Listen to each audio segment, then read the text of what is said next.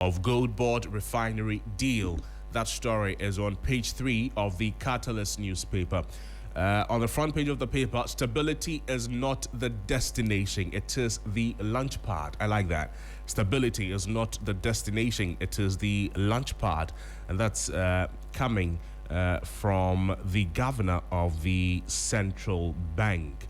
Dr. Johnson Asiama, saying that stability is not the destination, it is the launch pad. We'll get to know the details shortly. Also, government deploys first batch of health workers to Antigua and Barbuda under the NDC labor export pledge on page 10. Yesterday, a few health professionals left the shores of the country to Antigua and one other country as part of the NDC labor export pledge. That story is on page 10 of the Catalyst newspaper.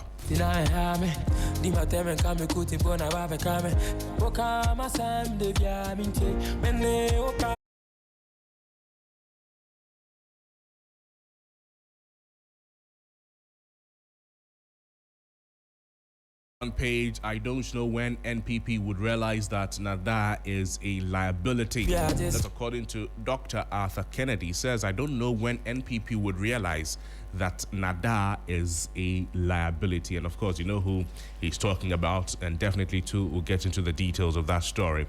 Also captured on the front page, but the story is written on pages 5 and 7 of the paper, is this: drive economic growth through PPPs, Chief of Staff to AGI. Drive economic growth through PPPs, Chief of Staff to the AGI. Also, Mahama Yaruga announces plans to audit implementation of 1D, 1F policy. Mahama Yaruga announces plans to audit implementation of 1D, 1F policy. 280 cases of corruption are under investigation. That's according to Felix Kwachi Ofosu. And I'm sure this is a response to those of you who have been asking about the work of Operation Oral, that it's been very silent. The noise that they made before they won the elections, we're not seeing it reflect in the outcomes of the work of Operation Recover All Loot. We'll get into the details shortly. But now to the Spider newspaper.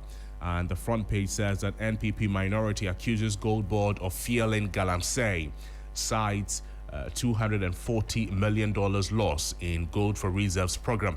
NPP minority accuses Gold Board of failing Galamsey and cites $240 million loss in Gold for Reserves program. If you remember, yesterday the minority in Parliament, led by Alexander Afeyon-Marking, they held a press conference, and then they made a few statements. We'll get to the details of all of those on Sunrise on 3FM 92.7. We'll do that this morning. Also on the front page of the Spider newspaper, Afeyon-Marking declares war on NDC. Parliament will no longer be your rubber stamp. That's on page 7. Afeyon-Marking declares war on NDC. Parliament will no longer be your rubber stamp. That's on page 7 of the paper. Ghana to host Global Medical Council's conference. Ghana to host Global Medical Council's conference, and that is on page 3 of the Spider newspaper. Gold price hits historic high, surges past $5,000 for the first time ever. Gold price hits historic high, surges past $5,000 for the first time ever. Also on the front page of the Spider newspaper, BOG unveils 4-pillar 2026 strategy. Focus on discipline, resilience, innovation, and media engagement. BOG unveils 4-pillar 2026 strategy. Focus on discipline, resilience, innovation, and then media engagement. These are the stories captured on the front page of the Spider newspaper. The back page has some sports. Morocco's king calls for African unity after African final clashes. Another unbelievable result. But what's different about Man United now? Some sports that the sports team will join us with all those details. In a moment, we'll get to some online portals, and then we'll look at the details of some of the stories.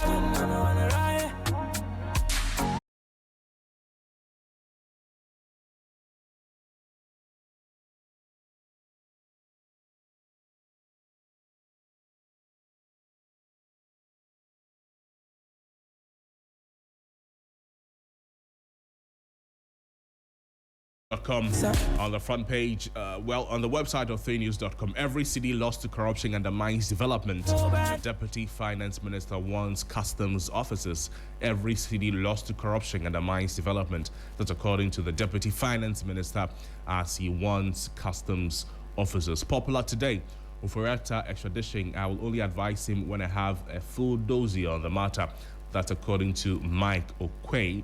Professor Michael Quaid says he will only advise Ken Oforiatta or on the extradition matter if he has the full dossier on the matter.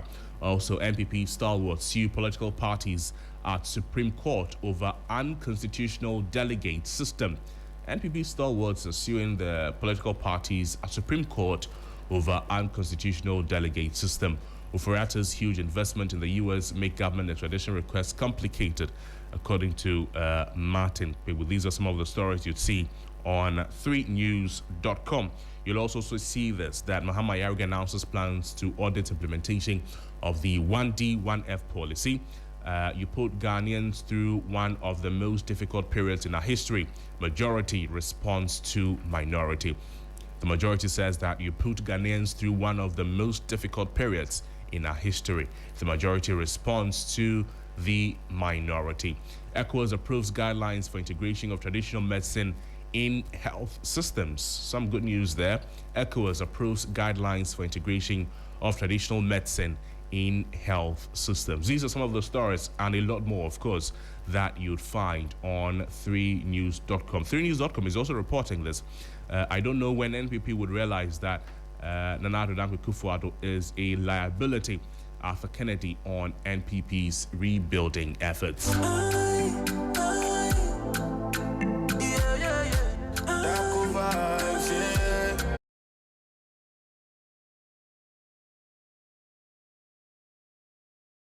See some of the stories reporting there. One dead, several injured in violent youth clash at Winneba. That's a sad development there. Also on City Newsroom, another fire hits Kumasi as Blaze and Gauss. Angoma Market. Finance Ministry warns against sabotage of AI-driven customs system. Ghana US deepen maritime cooperation after Philadelphia port talks. Canadian Japan has urgency to fix Ghana's problems, according to Kweku Kwateng.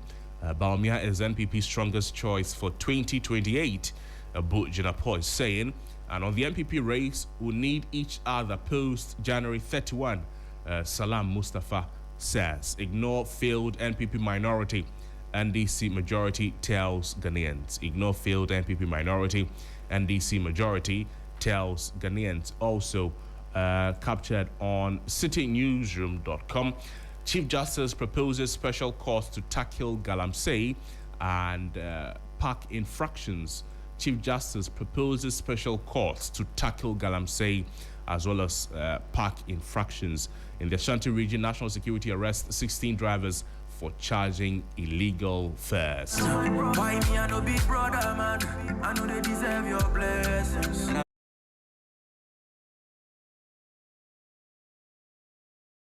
On my Joy Online this morning, I'm ready for either outcome.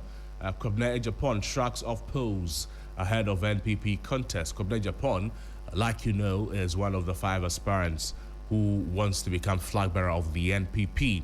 And myjoyonline.com says that I'm ready for either outcome. Kobne Japan tracks off polls ahead of NPP contest. This is a story you find on myjoyonline.com. Campaigning is tougher than ever. Kobne Japan on grilling race to lead the NPP. Also, leadership is not about pleasing people. And Mwabing warns Mahama on cost of being too nice. Leadership is not about pleasing people.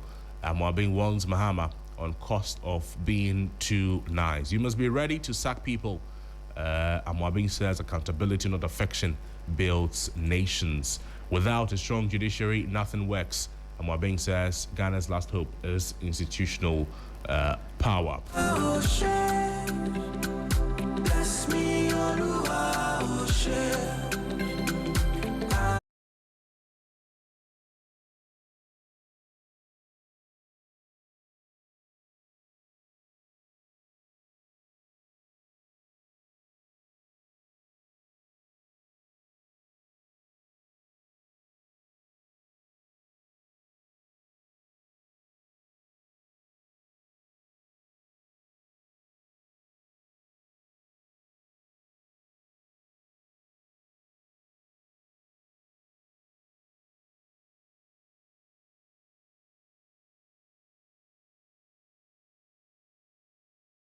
News.com. This one says, I don't know when NPP would realize that Nana Akuffo Addo is a liability. Arthur Kennedy on NPP's rebuilding efforts.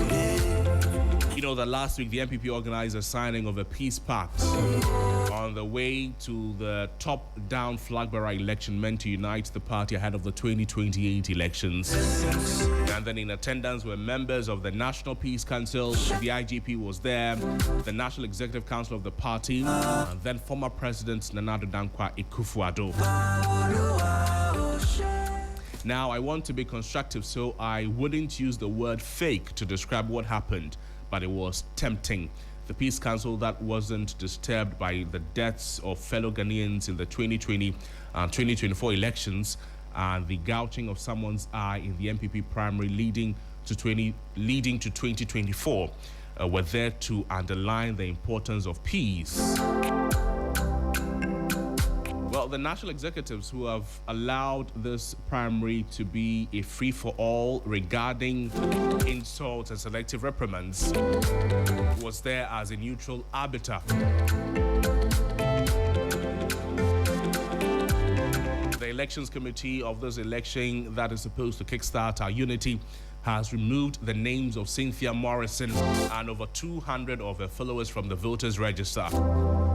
Who else have they removed? And the General Secretary cited Article 3 and the crime of going independent. This election committee is led by Honorable Osei Wusu, who went independent in 2008 and was allowed back without any sanctions. These are questions that Arthur Kennedy is asking. Dr. Kobina Arthur Kennedy, these are questions that he's asking. And then he also says that, and he is for the expulsion of others. So in 2028, are we going to ask for the vote of Mrs. Morrison and his supporters in addition to the other 1.2 million who, according to Boachie Jako, resigned in their hearts and voted for John Dramani Mahama? He adds that, and there was Nana Akuffo Addo. The NPP is bigger than any individual, and unity is a strategic imperative. Arthur Kennedy is asking former President Nana Akuffo Addo, when did he realize this? For nearly 16 years, you managed the NPP like a subsidiary of the quote-unquote Chibi Mafia, and now nobody is bigger than the party unity. Arthur Kennedy says, he's talking about Nana Akuffo Addo. He says that you disregarded mandates won fairly by Afoko Etal and made mean to me your mantle, and now you are preaching unity. He's asking President Nana Akuffo Addo. He says that you have done more to divide the NPP than Rawlings, and now you are preaching unity. Dr. Kwabena Kennedy says that the reason the NPP is in crisis, Mr. President, is mainly because of your mismanagement of the party and the government. An apology from you would have been a great start to your speech. These are the words of Dr. Kwabena Kennedy to former President Nana Akuffo Addo. He adds that, I don't know when the NPP would realize that Nana Akuffo Addo is a liability, and the sooner he takes a back seat, the easier our task of rebuilding. Listening to him felt like listening to, he says that listening to former President Nana Akuffo Addo felt like listening to Hitler deliver a Passover speech.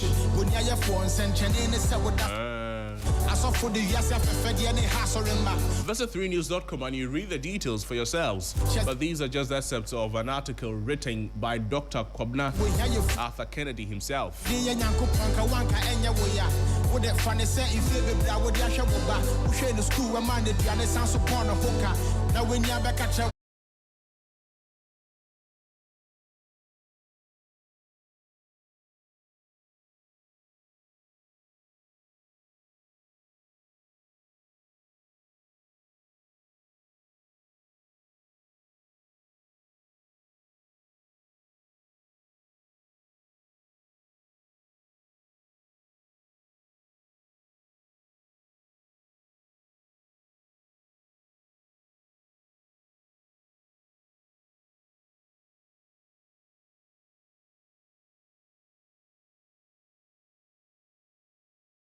Catalyst newspaper. It says that stability is not the destination.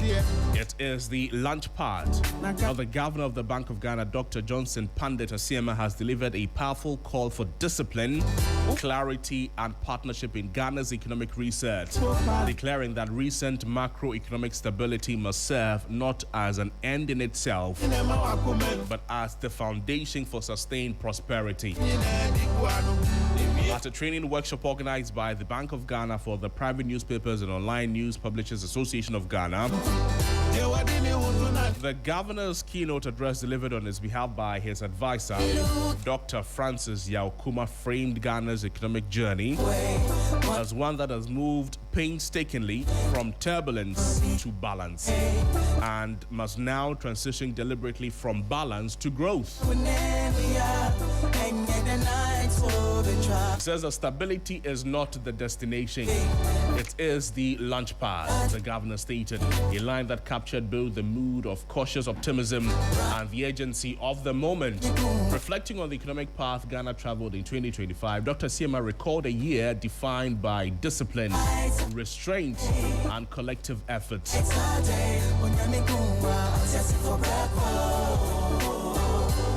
He says that yet it was clear that stability, however, was welcome. It is only the starting point. And according to the governor, Ghana stands at a pivotal moment, and the immediate fires have been contained, but the deeper work of resetting expectations, institutions, and behaviors must now take center stage.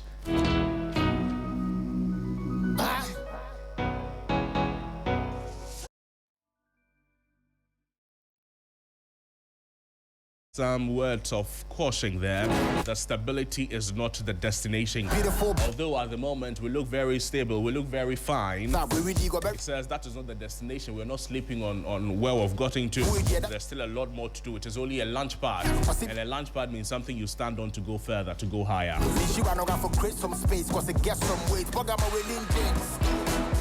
And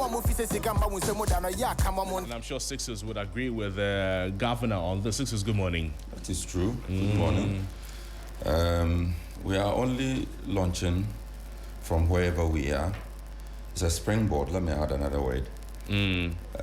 Supposed to provide the ground upon which to spring into greatness, to spring into development, growth. So it shouldn't be the end in itself. The fact that stability is attained or maintained should encourage more businesses to come up and grow, encourage the existing businesses to take on more, employ more, expand and employ more, and also for those who come out of school and are looking for the jobs, not getting the jobs, for them to also be able to think outside the box and set up something or some things for themselves. So there's a lot we can achieve with the stability that we are we enjoying, or we are even yet to get there? Or we are experiencing. We are experiencing. If you know that your dollar is up against, your CD is up against the dollar this much, or the pound this much, or the euro this much, then it encourages you, for those who want to go into the import-export businesses, and it helps you project that you need this amount to be able to start your business, and you need this amount to be able to expand. You need this amount to be able to streamline it. But absent that, then there's what we saw a year, 2 years or so ago, that you go to buy an item, they tell you that the item is 5 cedis. Meanwhile, you have 2 cedis. You say, okay, let me go and bring the 3 cedis. Between the retailer and your house or your bank, in search of the remaining 3 cedis, it shoots up again. So you get back and they tell you that, oh, now it is Seven cities. So you need an additional 2 cities to add to the 3 cities that you were initially looking for. You go and look for that money, you come back, it has gone up again. There was a shop on Legon like that. They call it Zimbabwe. Yes. There was a shop on the Legon campus some years ago. You go there, you're buying water. Oh, you left your money in your car. You're going to bring it. You come back now, the price has increased. But I mean, what you're saying is true. It wasn't pleasant, especially for those of us who were looking for car parts. We suffered this the most. And the spare parts dealers use that to really torment our lives. We are hoping that with the stability that we are experiencing now, I'm not sure we are there yet. I am no economist. But with what we are experiencing now, it's a good thing, and it shouldn't be the end in itself. Again, true. I always end on these matters with that appeal to the spare parts dealers. You are still not treating us well. And the watch sellers.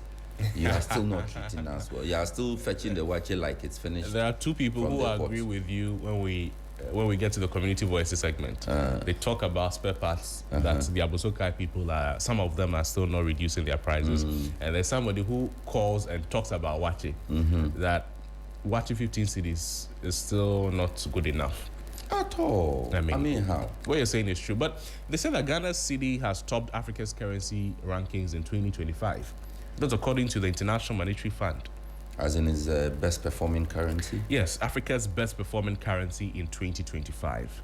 It's appreciated by more than 40% against the dollar, according to data from the IMF, analyzed across more than 20 African economies.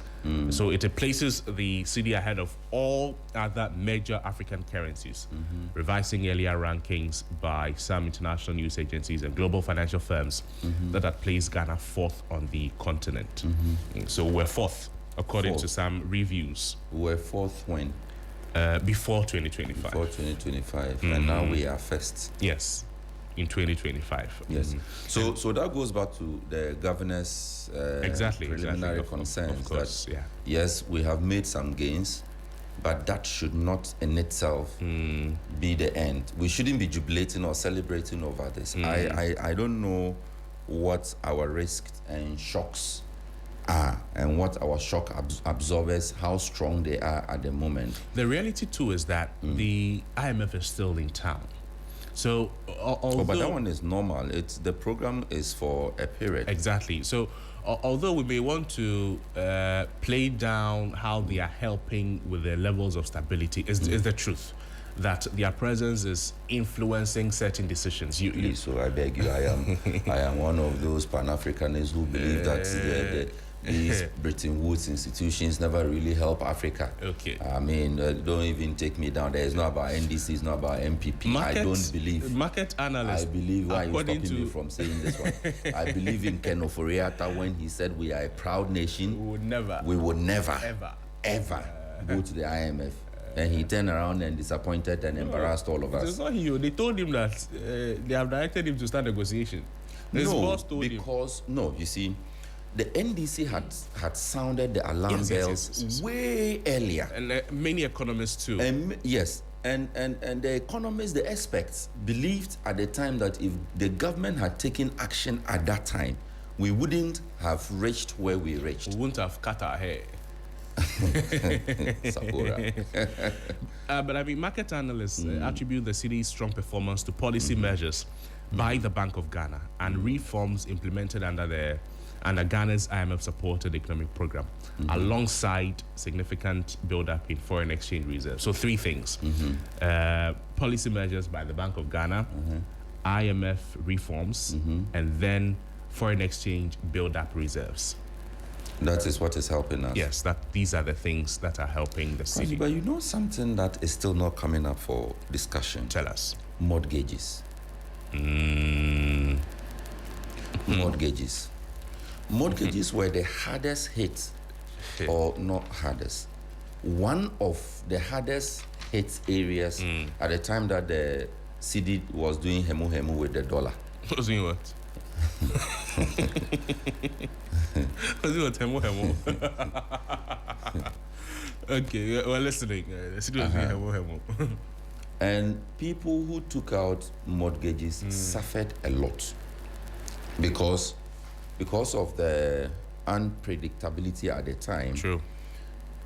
People who were doing very well with their payments suddenly started suffering. Suddenly. So all the indicators that the analysts are pointing to, we need to see a reflection of these in such critical areas as housing, so that you and I, we can also buy houses. Rent cry is not reflecting that purchase. But it is part of the problem.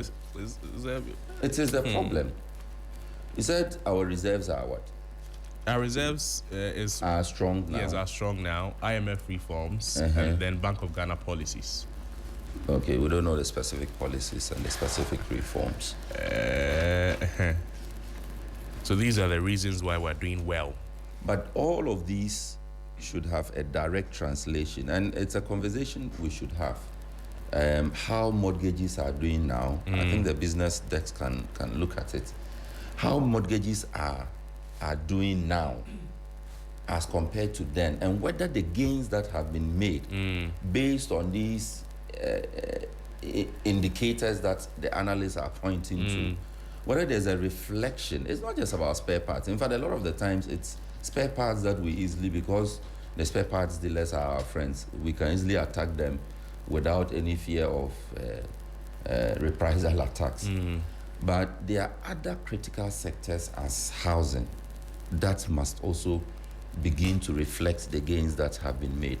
So if we are not seeing the housing sector, all those banks that, grant or finance homes for prospective buyers, homes for young people like you and I who are looking for homes, they must be a reflection. Yeah.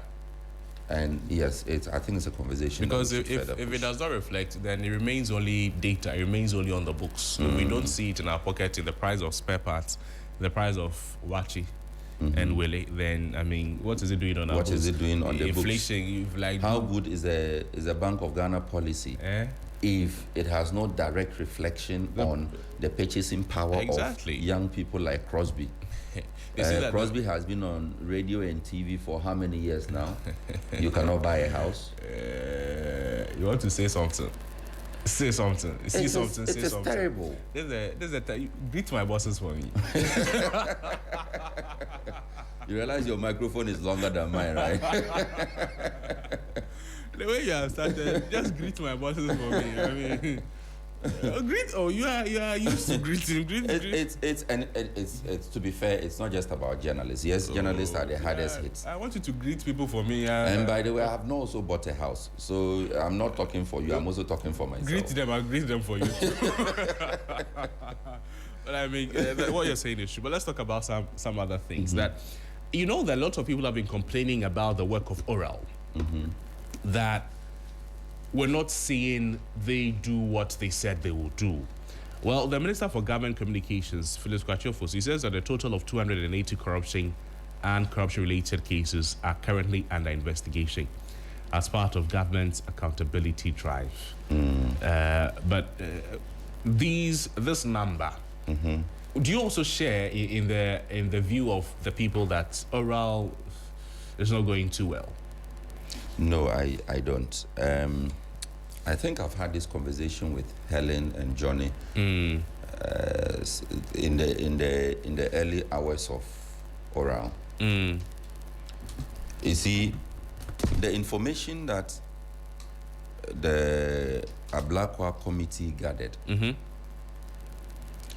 was just information, and that information also included people who phoned in with tips, and they gathered all of that together. I doubt there were any investigations into the information that was collected. So what would then have happened or expected to have happened was that Upon the collection of that or gathering of that data, the relevant institutions would then pick up and delve into the various allegations which had been raised by individuals in that report. And it is not every hello, my neighbor before appointment as CEO of Media General was not able to pay his rent, but now he has built a 5-bedroom mansion. Come and investigate. So in fact, Domolevo, the former Auditor General, he was part of the team. He said that the committee may have collected garbage. May have. And this, what I'm saying now, is the reason he said that. Yes. Because such information would come in. You, the one who called in with a tip, you believe that you have solid information and you have given, solid information to the committee. But that in itself may not be prosecutable. It's true. So the committee, if you like, the Attorney General's department would then pick up this your neighbor's story that you have called in with and go into the neighbor's life, if you like. So, okay, this neighbor was not, yes, he couldn't pay his rent, that is true.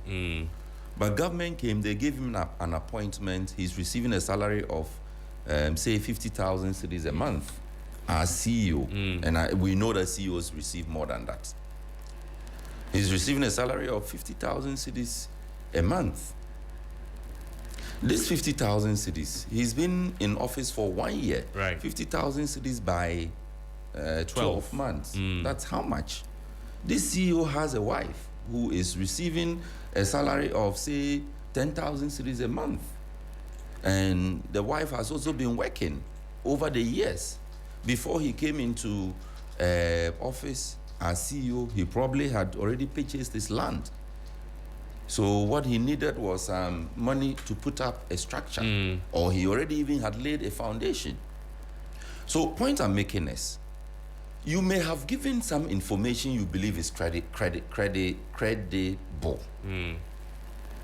But that information in itself cannot go to court. Just a few things. So they opened it up for everybody. Yes. And then Domolevo says that some people sent emails without evidence. They received over... I am betting that 50% of the emails will come without evidence. They received over 700 petitions from the public as part of the investigation process. And then a detailed report presented to President Mahama included a total of 2,417 suspected corruption complaints. And then, additionally, government officials noted that around 280 were compiled and submitted to the Attorney General. So that's a very small... It's 2,417 suspected corruption complaints compiled, presented. That includes the garbage. And then 280 of those are the ones that were... Out of the 2,000? Yes, 417. Only 200? Yes, 280. So even the 400, no, we couldn't even cross that. Exactly. Because you can't just be saying corruption if you don't have evidence. You don't have evidence. It's one of the most difficult things to prove. Exactly the point I'm making. So, but even when they succeed in establishing some prima facie case against you, to then decide, where the Attorney General will then decide that it is time to take Crosby to court over these allegations or this tip that somebody had phoned in with. Yeah. The court process itself does not take 1 year. We never finish one case in 1 year. We never do as a country. One case can go through our court system for years. So look, people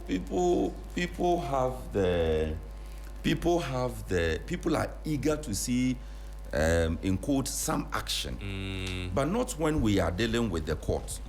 When you are dealing with the court, you cannot see some action like that. And in fact, the advocacy some of us made was that, you see the committee, you see oral, it should have continued.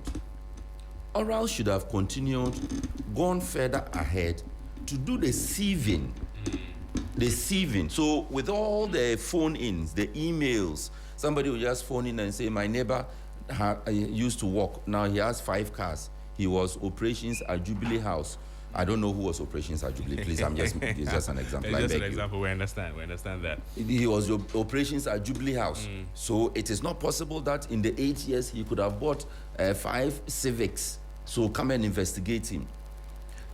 The committee could probably have been given the mandate with the legal backing to do the sieving of all these tips that came in, to then come down to a number of prosecutable allegations. I get what you're saying. And Felix is explaining that it's not as though nothing is happening. He says something is definitely over happening. 100 people have been invited for questioning. Some have been arrested, others detained for varying periods. Some granted bail. A number of them are already before the courts.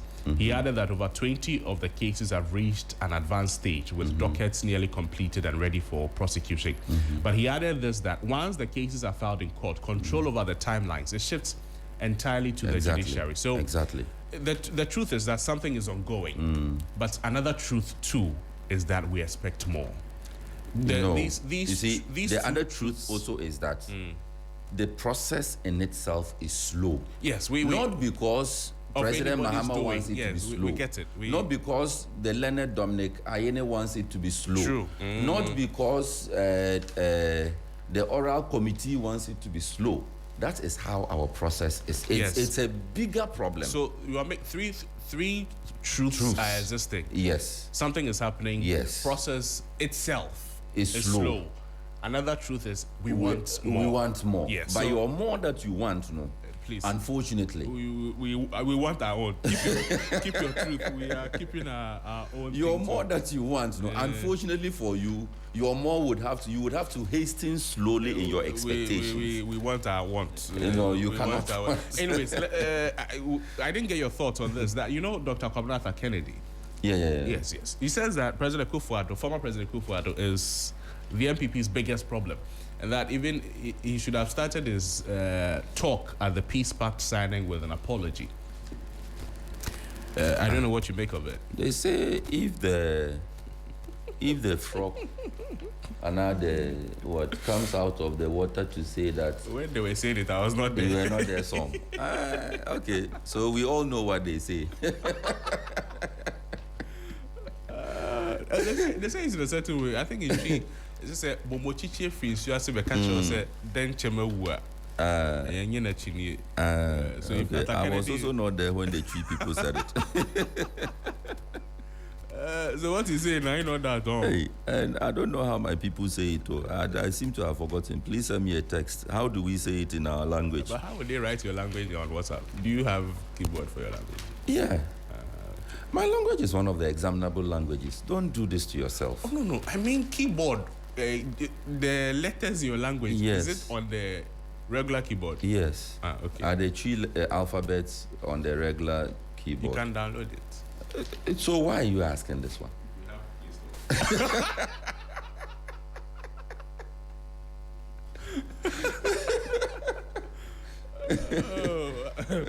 Why are you laughing, sister? Why are you laughing? So point is, the apology bit. Even whilst Nana Akuffo Addo was still president of the Republic, in the dying hours of his presidency, in the activeness of the Baumia campaign, we here on Sunrise had called on the president on several occasions to render an apology to the people of Ghana. We had called on the vice president at the time and flag bearer of the NPP at the time to render an apology to the people of Ghana. Leading voices within the party itself shared in that belief. In fact, even after the party lost miserably and convinced itself that it had a thank you to say to Ghanaians and started the thank you tour, again on this show, Johnny Hughes, Helena Piampofo, my small self, we again called on the party to use the thank you tour as a platform to apologize to Ghanaians, more especially to their own people, and to assure their people that the problems that came up, right, they had understood the problems and they were going to go ahead to fix them. Right. So Atta Kennedy is late to the party. His voice is heavy, but it comes late. Yes, I agree that the peace pact signing was a ceremony at which the former president should have rendered some apology to his people. Even if you don't want to apologize to Ghanaians, apologize to your people. The NPP has apologized. The NPP has not apologized. The NPP Bawumia has apologized. The NPP has. JFK did on behalf of the party. Was it a statement or a press conference? A press conference. I don't recall that. It was. If you Google it, it's just a Google away. Anyways, so we have to pick a few calls, but let's talk about some good news. The NDC Labour Export Pledge. Yesterday, 121 Ghanaian health professionals, they were exported. Government deployed 121 Ghanaian health professionals to Antigua and Barbuda under the Ghana Labour Export Program. That is in line with the manifesto of the NDC. They left Ghana to take up roles in midwifery, mental health service, and general health care. It is the first phase of the President's Labour Exchange Initiative aimed at addressing unemployment among trained professionals while responding to international demand for Ghanaian expertise. It's good news. But is it, who are these people? Are these, are they picking these stuff from the ones who have been trained and do not have employment, or the ones who are employed are going so that space will be there for those who are at home to come? Either ways, they are Ghanaians. And either ways, it should free up space for those who are at home without employment. What are the numbers there? 121. 120. 121. Okay, so there's 120 vacancies left. Out of the 80,000 health professionals. It doesn't matter. Small. Yeah, doing 121 out of 80,000. We will get there. How many times will you do what to do? So there are two things that should come out of this. What Ghana is getting in this deal in terms of the what do they call that? The investment, the remittances, what the state is getting. So this would amount to an export of our intellectual human resource. Yes. So what is the country getting out of it? And number two, is it freeing up space enough to be able to absorb those who left school many years ago and are still home doing ala, doing wala too. So those are two key things we need to consider. And I believe that those are questions we need to put to the health ministry and the seat of government itself. The policy is good. I don't have any problem with us exporting our doctors and nurses. We have plenty at home. We have plenty. A lot are coming out of school every year. There are already some who are sitting at home. The private sector is not able to absorb them. The public sector is not able to absorb them. So you have a lot of them dangling. There's a word I'm looking for these health professionals. Some of them go through some form of special training. Specialization. Yes, something like that. So they are specialists in certain fields. Now, I want to know whether it is those specialists were taken away, or these are the general group of people that were taken away. What does the story say? We don't have that detail. Okay. So if it is the special group we're taking away, then it becomes a question of, so what are we doing to replace them? Because it's a specialty they have acquired. Some levels of experience is expected as well. So we have enough at home that we are exporting. So those who are at home, the understanding is that a lot of them, if they are 80,000, maybe like 60,000, do not meet that special requirements. They are all basic general trained. Yes, but I think that is what is being exported. Which one? The basic general trained people are the ones being exported? General practitioners are the ones being exported. Oh, I see. Yes. Of course, we cannot say that we have one specialist eye doctor and we are taking him out. I'm not sure the government is that insensitive. So they say that they are working on Jamaica, the one you call Barbados. Barbados and Trinidad. We like the Caribbean because they are our people. You see, again, the Pan-Africanists would understand. They are our own people. A lot of them, a lot of those areas are free slave settlements, and a lot of them will trace their roots back to Ghana and Nigeria. True. I don't know how they always end up in Ghana. Sis, thanks. Let's speak with a few people. I beg you. Institute for Energy Security calls for strict enforcement of NPA price floor and price uniformity policies. Okay. This story too has been lingering. You see the war that was between Goil and Star Oil.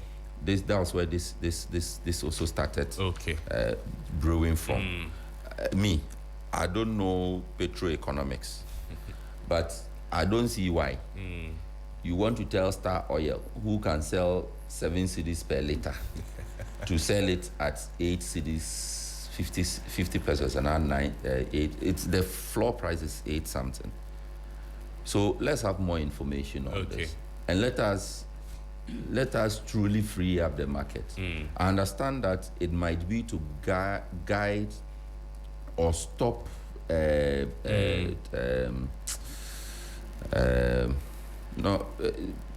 fuel people from cutting corners, because the person wants to sell cheap, he will mix the fuel with other things, right, and then to get more to be able to sell to you. I can understand that part, but there should also be a reason why, if the company can sell below the floor price, it should be. Of course. Again, it's a conversation that we will have. Thank you.